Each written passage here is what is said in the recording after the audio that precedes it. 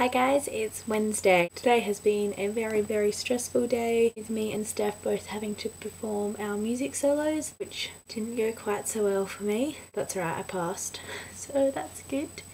So this week is current events, and the event I've actually chosen is kind of not really current at all, but has been brought up a lot recently because of it happened 10 years ago in a few days, and I'm pretty sure you've probably figured out what I'm talking about by now, and that is 9/11. So yeah, I don't really remember when 9/11 happened very well, but I do remember it better than a lot of other things during my childhood. And I guess I remember waking up one morning and my mum coming into my room and saying to me, I think I either went into my sister's room or she came in here, and she just said to us, something really horrible has happened in America. Just be really careful and sensitive today because your teachers could be quite upset, and just that we needed to take that into account. And when we got up, it was really weird for us because the television was on. That sounds really strange for it to be the really weird thing that kind of made me notice something was really up. But we were never ever allowed to have the television on in the mornings because my parents knew that both me and my sister would just not get ready for school. And I remember that entire day being a bit weird. Teachers being upset and not really knowing what to say or do, and just being a bit shaken up.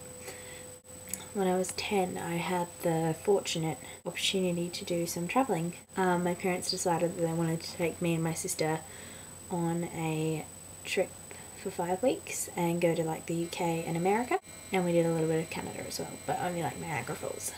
And we actually went to Ground Zero, and I think as a 10-year-old I finally understood the impact that 9/11 actually had, and like kind of the scale it was on. Like, I got there and it was 4 years after the actual attack, and there was still rubble, and they were still moving rubble. And I think that really made me realise how huge it was.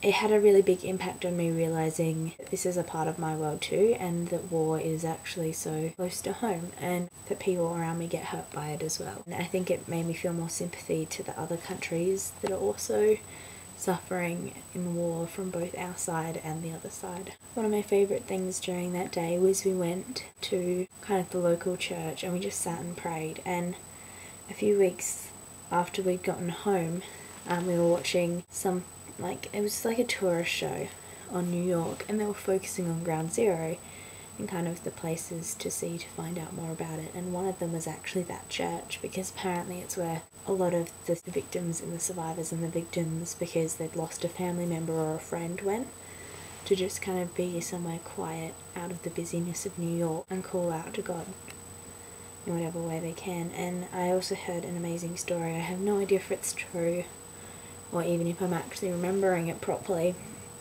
but about a man who, his floor was a floor just below where the plane sit, like kind of in it, but the very bottom layer, and he saw it approaching out of his window, and so he hopped under the desk, as kind of most hazard plans are, is to go under your desk to avoid falling rubble and stuff like this. And he was terrified, and he just called out to God and said, like, save me, basically.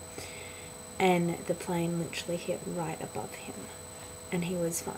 Which I think as well would have been very horrible for him in the aftermath, knowing so many other people had died. And I think that's one other really interesting thing, is you look at the survivors, and would it have been easier to have died for them or survive? What happened 10 years ago has made a huge impact on modern society and the Western world. Terrorist things have been happening more and more since then, one of which someone I know nearly died in. My year 2 teacher, her son was there for the Bali bombings, and literally left the hotel about an hour before it was bombed. Yeah, so that was a bit terrifying, and that felt really close to home. But the world is screwed up, and I think we need to do something to fix it. So yeah, war's not the answer, because more people die. Yeah, bye guys, see you tomorrow, Ash, and don't forget about the world.